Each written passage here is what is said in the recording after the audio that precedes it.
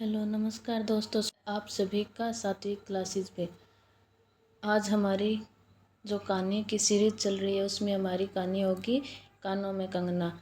आपने वो वीडियो देख ली होगी कि आपको कहानी के नोट्स कैसे बनाने हैं और क्या क्या क्या आपको लिखना है। क्लास में आने से पहले कॉपी और पेन लेकर बैठे, नोट्स बनाते हुए चलना है। और आज की क्लास हम एक मोटिवेशन कोट के साथ शुरू करते हैं जो मैंने कहीं पे पढ़ा था। कामयाब होने के लिए बातों से नहीं रातों से लड़ना पड़ता है और किताबों से। या हाँ, एक दूसरे से बहस करके अपना कीमती समय ना खोए।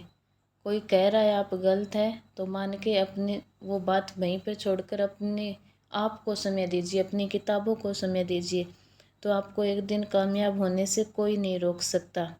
तो आज की हमारी कहानी होगी कानों में कंगना। हम लाइन बाय लाइन कहानी पढ़ेंगे और मैं आपको बताऊंगी और मेरे बनाए हुए नोट्स दिखाऊंगी कैसे आपको नोट्स बनाने हैं। वीडियो को पूरी देखना है अंत तक, और पसंद आए तो लाइक शेयर और सब्सक्राइब ज़रूर करना। तो आज की कहानी हम शुरू करते हैं। यहाँ पर आपको कहानी, उपन्यास, नाटक सारे पढ़ा के दिया जाएंगे लाइन बाय लाइन, और इसका हमारे जीवन में क्या महत्व है और ये हमारे जीवन के लिए क्या हमें जो अच्छी बात क्या बताते हैं कि हमें वो अपनी ज़िंदगी में ये अपनाना चाहिए। हमारे यूजीसी नेट में जितने भी कहानी, नाटक, निबंध लिखे गए हैं वो एक हमें बहुत ही अच्छी सीख दे के जाती है ज़िंदगी की। तो हमें अपने हिंदी को सलाम करना चाहिए कि हमें इतनी अच्छी अच्छी बातें दी है। तो आज की हमारी कहानी है कानों में कंगना। चलो कहानी की शुरुआत करते हैं। कानों में कंगना कहानी किसकी है? राजा राधिका प्रसाद सिंह की। राजा राधिका प्रसाद का जन्म कब हुआ है? 1890 में। और शुक्ल जी ने इस कहानी को क्या कहा है? भावुकतापूर्ण कहानी कहा है शुक्ल जी ने। शुक्ल जी की कोटेशन तो वैसे ही बहुत इम्पोर्टेंट होती है, और ये कब प्रकाशित हुई थी? 1913 में हिंदू पत्रिका में। ये 1913 जितनी भी कहानियाँ दी हुई है, इस कहानी से मेरे को याद आया, जितनी भी कहानियाँ दी हुई है वो इसी में नहीं, आपको संवत में भी पता होना चाहिए कौन सी कहानी, क्योंकि ये शुक्ल जी की बुक में ये दिया हुआ था। अभी नेट के पीछे जो दिसंबर में पेपर हुआ था उसमें पूछा गया था कि हिंदू पत्रिका में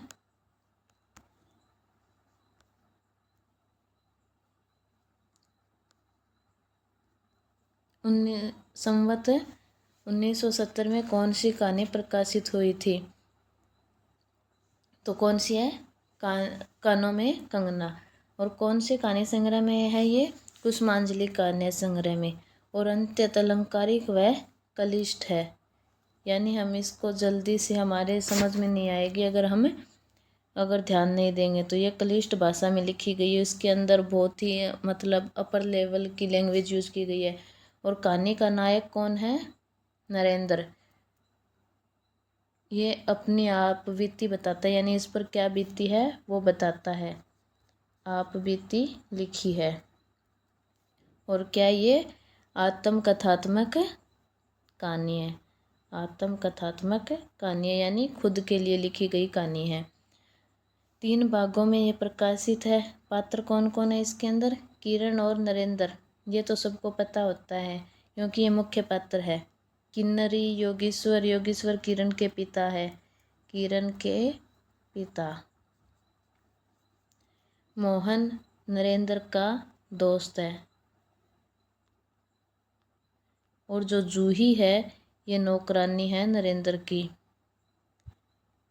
तो ये आपको पात्र सारे याद होने चाहिए। ये तो सबको याद रह जाता है, किरण नरेंद्र, बाकी के याद नहीं रहते, तो बाकी पे ध्यान देना है।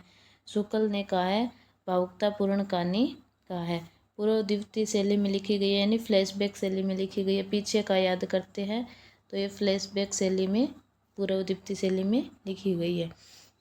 इसकी इम्पोर्टेंट पंक्तियाँ ये ऐसे मैंने नोट्स बनाए थे, आपको भी ऐसे नोट्स बनाने हैं, ज़्यादा नहीं लिखना होता। केंद्रीय पात्रक एवं कथावाचक, यानी कथा को बताने वाला। नरेंद्र का किरण से प्रेम, विवाह और फिर किन्नरी के सौंदर्य से वशीभूत हो प्रेम विमुख हो जाने और अंत में किरण के प्राण त्याग के समय वास्तविकता के एहसास होने की कहानी है। ये हम पूरी कहानी पढ़ेंगे तो समझ आ जाएगा।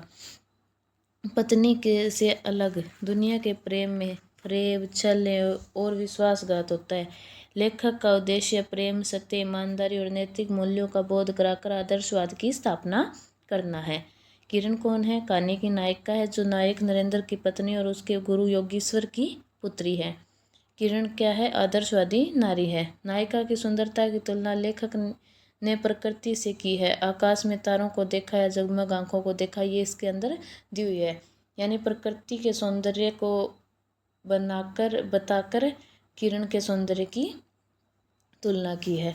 तो आगे हम जब कहानी पढ़ेंगे तो समझ आता जाएगा। ये तो अंत्यतः अलंकारिक व क्लिष्ट भाषा में लिखी गई है, ये बता दिया। इसमें 2 स्थानों का जिक्र हुआ है, यहाँ ये स्थान और लिख लो। एक ऋषिकेश है और एक मुरादाबाद। 2 स्थान है मुरादाबाद। यहाँ पे तो योगेश्वर रहते हैं, यानी किरण का घर है, और यहाँ पे नरेंद्र रहता है। नरेंद्र का है ये। चलो पढ़ते हैं कहानी को। माखन चुराने वाला, गोपियाँ, नूर जहाँ, सांझा का वर्णन, राम, देवेंद्र, गंगा आदि का वर्णन इसके अंदर हुआ है। तो कहानी से ये पूछा जाता है कि इसमें किस किस का वर्णन हुआ है, तो आपको ये पता होना चाहिए। ऋषिकेश के पास सुंदर वन है, जहाँ योगेश्वर कुटी बनाकर रहते हैं। नरेंद्र जो शिक्षा की पूर्ण होती है, उस समय क्या क्या देखकर आता है? 1 जोड़ा पीताम्बर, 5 स्वर्ण मुद्राएं और 2 कनक के कंगन, यानी सोने के कंगन लेकर जाता है। नरेंद्र मुरादाबाद में रहता है। 5 महीने कट गए। कितने महीने से वो किन्नरी के जाल में फंसा हुआ है? 5 महीने से। किरण हेमंत की मालती बनी थी, जिस पर एक फूल नहीं, एक पल्लव नहीं। अलमारी में मकड़े का जाल था, श्रृंगार बॉक्स में एक छिपकली बैठी थी। ये इंपॉर्टेंट लाइनें लिखी है मैंने। दुष्यंत ने अंगूठी पहचान ली तो दुष्यंत का जिक्र आया है।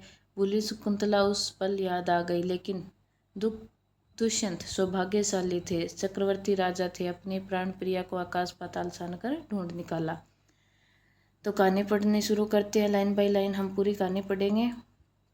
कानों में कंगना कहानी 1913 में कुसुमांजलि कहानी संग्रह में ये प्रकाशित है। हिंदू पत्रिका में ये छपी है। राजा राधिकारमण प्रसाद के द्वारा लिखी गई है और इनका जन्म कब हुआ था? 1890 में। ये मेरे खुद की बुक है, जिसमें मैंने ये सब कुछ लिख रखा है जो इम्पोर्टेंट है। तो आपको भी ऐसी को अगर PDF निकाल के पढ़ते हो तो ऐसे सब कुछ नोट और अंडरलाइन करते जाना है। किरण, तुम्हारे कानों में क्या है? उसके कानों से चंचल ठठाक कहा। कंगना। अरे कानों में कंगना? सचमुच 2 कंगन कानों को घेर कर बैठे थे। हाँ, तब कहाँ पहनूं? किरण अभी भोरी थी। दुनिया में जिसे भोरी कहते हैं वैसी भोरी नहीं। उसे वन के फूलों का भोलापन समझो, नवीन चमन के फूलों की भंगी नहीं। विविध खाद या रस से जिनकी जीविका है, निरंतर काट छांट से जिनका सौंदर्य है, जो 2 घड़ी चंचल चिकने बाल की भूषा है, 2 घड़ी तुम्हारे फूलदान की शोभा। वन के फूल ऐसे नहीं, प्रकृति के हाथों से लगे हैं, मेघों की धारा से बढ़े हैं। यानी प्रकृति से किरण का वर्णन यहाँ से शुरू हो गया। तो आप ये कैसी भाषा है? बहुत ही कठिन भाषा का प्रयोग किया है। चटुल दृष्टि ने पाती नहीं, जगदायु ने छूती नहीं। यह सरल सुंदर सौरभ में जीवन है। जब जीवित रहे तब चारों तरफ अपने प्राण धन से हरे भरे रहे। जब समय आया तब अपनी माँ के गोद में झड़ पड़े। आकाश स्वच्छ था, नील, उदार, सुंदर। ये ना आप याद रखना भी, ये कानों में कंगना कहानी में आया। ये लाइनें देकर भी पूछ लेंगे भी कौन सी कहानी का है। प्रकृति का वर्णन इतना अच्छा कौन सी कहानी में है? कानों में कंगना। तो याद रखना। नील, उदार, सुंदर। पत्ते शांत थे, संध्या हो चली थी। सुनहरी किरणें सुदूर पर्वत की चूड़ा से देख रही थी। वह पतली किरण अपनी मृत्यु सैया से, ये फ्लैशबैक शैली में है। यानी ये जिस दिन किरण की मृत्यु होती है उसका वर्णन करते करते फिर लेखक जो कथावाचक नरेंद्र है वो पीछे का याद करने लग जाता है।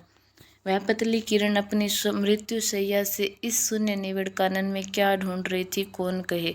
किसे एकटक देखती थी, कौन जाने। अपनी लीला भूमि को स्नेह करना चाहती थी या हमारे बाद यहाँ क्या हो रहा है इसे जोतती थी। मैं क्या बता सकूं। जो हो, उसकी इस भंगी में आकांक्षा अवश्य थी। मैं तो खड़ाखड़ उन बड़ी आंखों की किरण लूटता था। आकाश में तारों को देखा या जगमग आंखों को देखा, बात एक ही थी। हम दूर से तारों के सुंदर शून्य झिकमिक को बार बार देखते हैं, लेकिन वह निस्पंद निश्चेष्ट ज्योति सचमुच भावहीन है या आप ही आप अपनी अंतर्लहरी से मस्त है, इसे जानना आसान नहीं। हमारी ऐसी आंखें कहाँ कि उनके सारे उस निगूढ़ अंतर में डूबकर था ले। मैं रसाल की डोली थामकर पास ही खड़ा था। वह बालों को हटाकर कंगन दिखाने की भंगी प्राणों में रह रहकर उठती थी। जब ये इम्पोर्टेंट लाइन है, कान माखन चुराने वाले ने गोपियों के सर के मटके तोड़कर उनके भीतर किले को तोड़ डाला, या नूर जाने अंचल से कबूतर को उड़ाकर सांसा के कठोर हृदय की धज्जियां उड़ा दी। फिर नदी के किनारे बसंत वल्लभ रसाल पल्लवों की छाया में बैठी किसी अपरूप बालिका के यह सरल स्निग्ध भंगिमा एक मानव अंतर पर क्यों न दौड़े। किरण इन आंखों के सामने प्रतिदिन आती ही जाती थी। कभी आम के टिकोरे से आंचल भर लाती, कभी मोलश्री के फूलों की माला बना लाती, लेकिन कभी भी ऐसी बाल सुलभ लीला आंखों से होकर हृदय तक नहीं उतरी। आज क्या था, कौन शुभ या अशुभ क्षण था कि अचानक वह बनेली लता मंदार माला से भी कहीं मनोरम दिख पड़ी। कौन जानता था कि चाल से कुचाल जाने में, हाथों के कंगन भूलकर कानों में पहनने में इतनी माधुरी है, 2 टक्के के कंगने में इतनी शक्ति है। गोपियों को कभी सौपन में भी नहीं झलका था कि बांस की बांसुरी में घूंघट खोलकर नचा देने वाली शक्ति भरी है। मैंने चटपट उसके कानों से कंगन उतार लिया, फिर धीरे धीरे उसकी उंगलियों पर चढ़ाने लगा। न जाने उस घड़ी कैसी खलबली थी, मुंह से अचानक निकल गया, किरण, आज की यह घटना मुझे मरते दम तक न भूलेगी। यह भीतर तक बैठ गई है। उसकी बड़ी बड़ी आंखें और भी बड़ी हो गई। मुझे चोट सी लगी। मैं तत्क्षण योगीश्वर की कुटी की तरफ चल दिया। प्राण भी उसी समय नहीं चल दिए। यही विस्मय था। दूसरा भाग शुरू हो जाता है यहाँ से। एक दिन था कि इसी दुनिया में दुनिया के से दूर रहकर लोग दूसरी दुनिया का सुख उठाते थे। हरिचंदन के पल्लवों की छाया भूलोक पर कहाँ मिले, लेकिन किसी समय हमारे यहाँ भी ऐसे वन थे जिनके वृक्षों के छाया में घड़ी निवारने के लिए स्वर्ग से देवता भी उतर आते थे। जिस पंचवटी का अत्यंत यौवन देखकर राम की आंखें भी खिल उठी थी, वहाँ के निवासियों ने कभी अमरतरु के फूलों की माला नहीं चाही, मंदाकिनी के छींटों की शीतलता नहीं ढूंढी।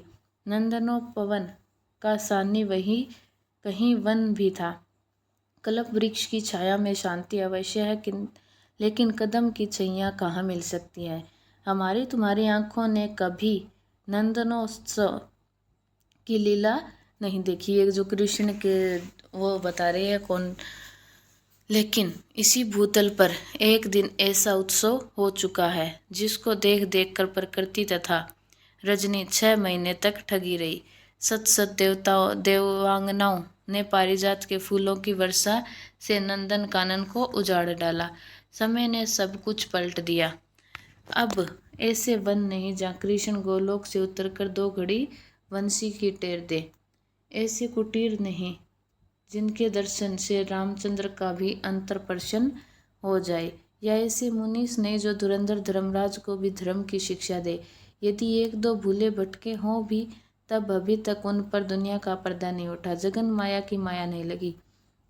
लेकिन वे कब तक बचे रहेंगे? लोग अपने यहाँ अलौकिक बातें कब तक होने देंगे?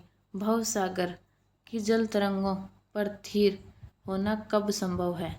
ऋषिकेश के पास एक सुंदर वन है। ये इम्पोर्टेंट है भाई।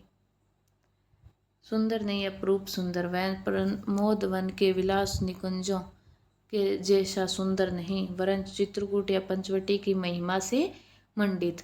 वहाँ चिकनी चांदनी में बैठकर कनक घुंघरों की इच्छा नहीं होती, वरंच प्राणों में एक ऐसी आवेश धारा उठती है जो कभी अनंत साधना के कुल तक पहुँचाती है, कभी जीव व जगत एक एक तत्व से दौड़ मिलती है।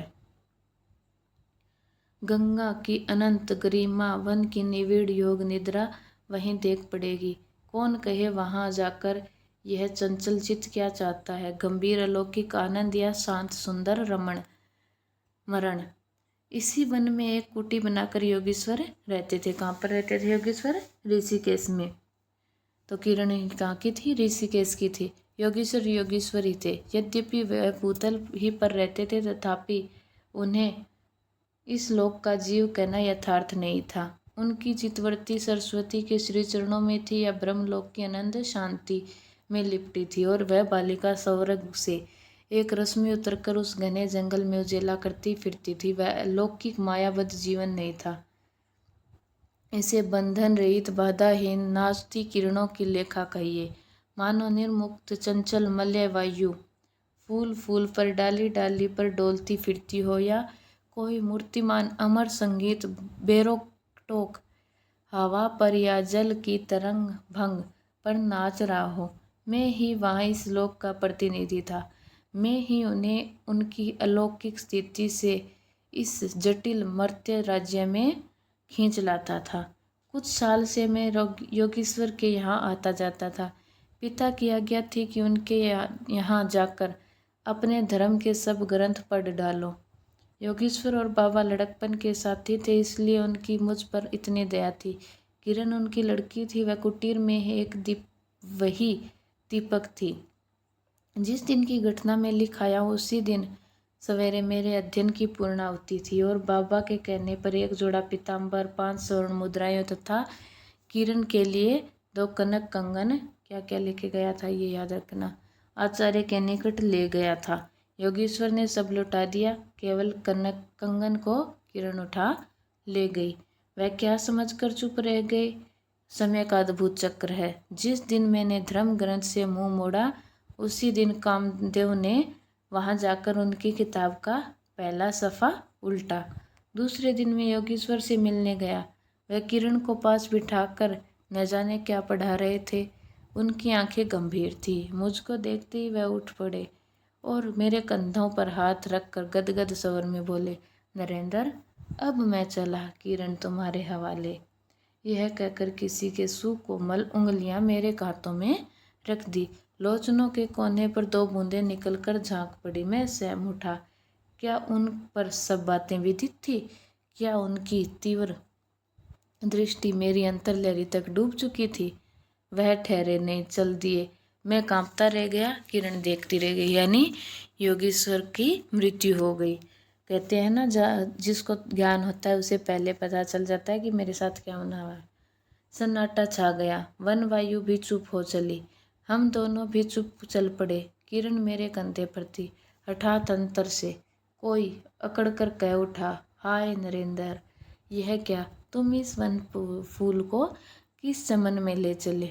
इस बंधन विहीन स्वर्गीय जीवन को किस लोक लाज में बांधने चले? अब तीसरा भाग शुरू हो जाता है, और तीसरे भाग का ये पहला ही पैराग्राफ बहुत इम्पोर्टेंट है।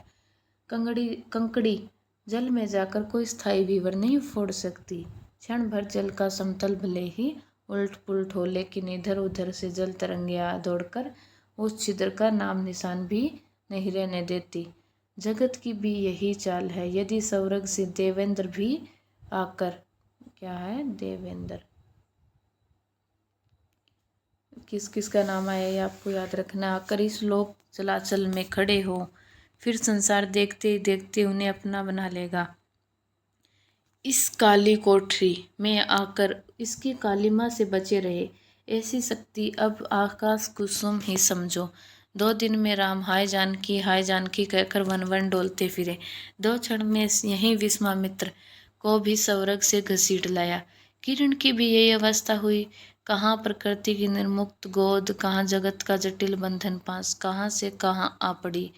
वह अलौकिक भोलापन, वह निसर्ग उच्छ्वास हाथों हाथ लूट गए। उस वन फूल की विमल कांति लौकिक चमन की मायावी मनोहारिता से परिणत हुई। अब आंखें उठाकर आकाश से नीरव बातचीत करने का अवसर कहाँ से मिले। मल्य वायु से मिलकर मल्याचल के फूलों की पूछताछ क्यों कर हो। जब किशोरी यानी अब उसकी जो शादी हो गई है तो शादी के बाद उसका क्या रूप था, क्या रंग था, वो बताया जा रहा है। जब किशोरी नए सांचे पर ढलकर उतरी उसे पहचानना भी कठिन था। वह अब लाल चोली, हरी साड़ी, सर पर सिंदूर रेखा सजाती और हाथों में कंगन, कानों में बाली, गले की कंठी तथा कमर की करधनी दिन दिन उसके चित्त को नचाए मारती थी। जब कभी वह सज धज कर चांदनी में कोठे पर उठती तो वसंत वायु उसके आंचल से मोतिया की लपट लाकर मेरे बरामदे में भर देता। फिर किसी मतवाली माधुरी आती और मदिरा के नशे में मेरा मस्तिष्क घूम जाता और मैं चटपट अपना प्रेम चित्कार फूलदार रंगीन चिट्ठी में भरकर जूही के हाथों में, ये देखो जूही का एक बार जिक्र आता है तो ये याद रखना, ऊपर भिजवाता था।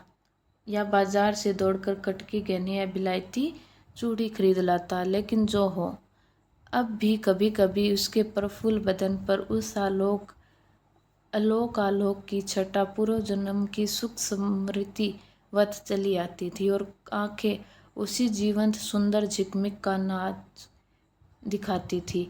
जब अंतर प्रसन्न था फिर बारी चेष्टा पर प्रतिबंब क्यों न पड़े। यूं ही साल 2 साल मुरादाबाद में कट गए। दूसरा स्थान का जिक्र आ गया। एक दिन मोहन के यहाँ मोहन का जिक्र आया।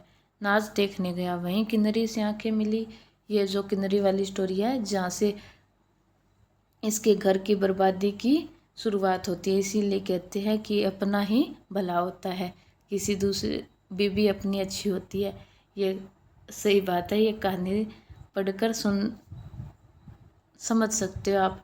मिली क्या लीन हो गई नवीन यौवन कोकिल कंठा चतुर चंचल चेष्टा तथा मायावी चमक। अब चित्त को चलाने के लिए और क्या चाहिए, यानी वो तो पूरी तरह उसी के रंग में रम गया। किन्नरी सचमुच किन्नरी ही थी, नाचने वाली नहीं नचाने वाली थी। पहली ही बार देखकर उसे इस लोक की सुंदरी समझना दुस्तर था। एक लपट जो लगती किसी नशा सी चढ़ जाती, यारों ने मुझे और भी चढ़ा दिया। यानी इसीलिए कहते हैं भी संगत का भी असर होता है। अगर सही रास्ता दिखाने वाला दोस्त हो तो सही चले जाएंगे और गलत हो तो गलत है। तो ये देखो नरेंद्र का बना बनाया घर कैसे बस हुआ था, लेकिन दोस्तों ने उसे अपनी बातों में बढ़ा चढ़ाकर और चढ़ा दिया। आंखें मिलती मिलती मिल गई, हृदय को भी साथ साथ घसीट ले गई। फिर क्या था, इतने दिनों की धर्म शिक्षा, सत्वत्सर की पूज्य लक्ष्मी, बाप दादों की कुल प्रतिष्ठा, पत्नी से पवित्र प्रेम एक एक करके उस प्रतीप्त वासना कुंड में भस्म होने लगा। यानी उसकी बुद्धि खराब हो गई है, और जब बुद्धि खराब होती है तो ऐसे काम होते हैं। यानी उसने इतनी शिक्षा ली थी, धर्म के बारे में पढ़ा था, वो सब अब खराब हो गया है।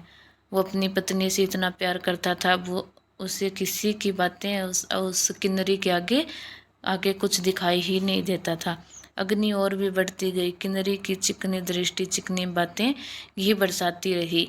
घर बार सब जल उठा, मैं निरंतर जलने लगा क्यों, लेकिन ज्यों ज्यों चलता गया जलने की चाह जलाती रही। 5 महीने कट गए। कितने महीने हो गए? 5 महीने। नशा उतरा नहीं, बनारसी साड़ी, ये क्या क्या दिया था नरेंद्र ने वो भी याद रखना है। बनारसी साड़ी, पारसी जैकेट, मोती का हार, कटकी कर्णफूल, सब कुछ लाकर उस मायाकारी के अलग रंजित चरणों में पर रखे। ये देखो कैसी बुद्धि खराब होती है, अपना घर बार सब लुटा रहा है एक किन्नरी के पीछे। किरण हेमंत की मालती बनी थी, जिस पर एक फूल नहीं, एक पल्लव नहीं। घर की बधू क्या करती, जो अनंत सूत्र से बंधा था, जो अनंत जीवन का संगी था, वही हाथों हाथ पराये के हाथ बिक गया। यह देखो इसमें स्त्री का भी बताया गया है। घर की वधू क्या करती, यानी एक लड़की जो घर की 4 दीवारी में होती है वो क्या कर सकती है, कुछ नहीं कर सकती। वो देखती रहती थी बस भी उसका पति क्या कर रहा था। फिर ये तो 2 दिन के चकमकी खिलौने थे, इन्हें शरीर बदलते क्या देर लगे। दिन भर बहानों की माला गूंथ गूंथ कर किरण के गले में और शाम को मोती की माला उस नाचने वाली के गले में सशंक निर्लज डाल देना, यही मेरा जीवन निर्वाह था। यानी आदमी कहीं रहेगा दिन भर तो बहाने तो बनाने पड़ेंगे, तो वह किरण के सामने तो बहाने बनाता था कि मैं काम करता हूँ वगैरह वगैरह, जो आप समझ सकते हो, और वहाँ किन्नरी के पास में जाता था। एक दिन सारी बातें खुल गई। किरण पछाड़ खा कर गिर पड़ी।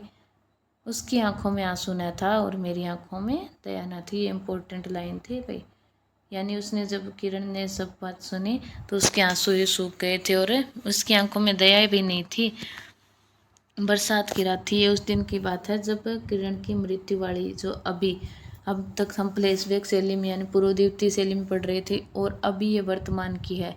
बरसात की रात थी। रिमझिम बूंदों की झड़ी थी। चांदनी मेघों से आंख मुंतोवल खेल रही थी। बिजली काले कपाट से बार बार झांकती थी, किसे चंचला देखती थी, तथा बादल किस मरोड़ में रह रहकर चिल्लाते थे। इन्हें सोचने का मुझे अवसर नहीं था। मैं तो किन्नरी के दरवाजे से हताश लौटा था। आंखें के ऊपर न चांदनी थी न बदली थी। त्रिशंकु ने सौरग को जाते जाते बीच में ही टंग कर किस दुख को उठाया, और मैं तो अपने सौरग के दरवाजे से पर सर रखकर निराश लौटा था। मेरी वेदना क्यों न बड़ी हो। ये इम्पोर्टेंट है भाई।